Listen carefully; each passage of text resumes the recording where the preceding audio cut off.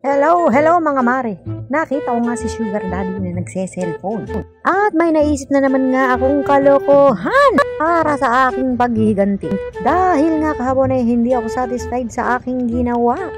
Kaya nga napagdesisyonan ko na gawan ng part 2 ang aking paghihiganti sa aking Sugar Daddy. Humanda ka ngayon. Sisiguraduhin kong hindi na ako papalpak. Kumuha nga ako ng 4 na piraso ng kalamansi. Dahil ito nga ang gagamitin ko sa paghihiganti kay Sugar Daddy. At akin itong hihiwain upang lumabas ang katas. Ibang katas yung iniisip nyo, no? Huwag ganun, bad yun. Excited na nga akong gawin to sa aking Sugar Daddy. Hindi pa man nagsisimula ay ngiting tagumpay na agad ako. Dahil hindi ako papayag na hindi ako magtatagumpay ngayon. Pumasok na nga ako sa kwarto. At chinek ulit si Sugar Daddy kung natutulog pa.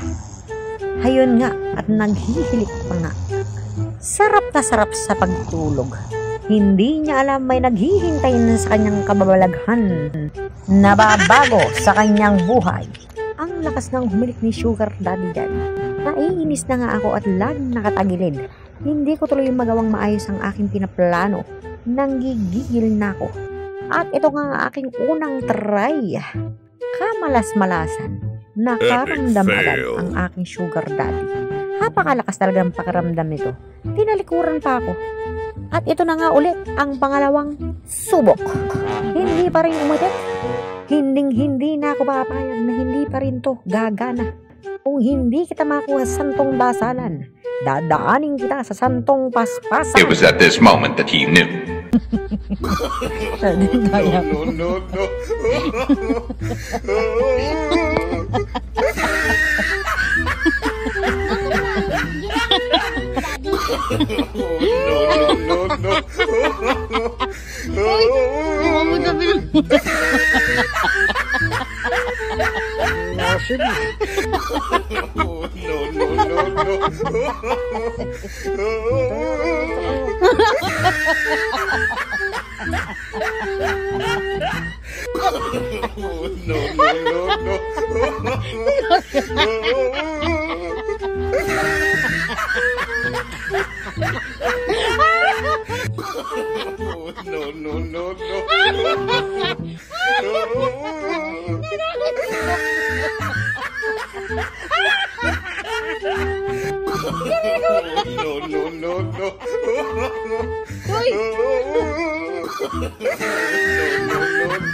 Nakakaloka nga mga mare ko. Pati nga si Bagyong Goryo ay nadamay rin. Tuwang-tuwa nga kami sa kanya. Ang lakas nga makahawa ng kaboryatan ko, parang virus.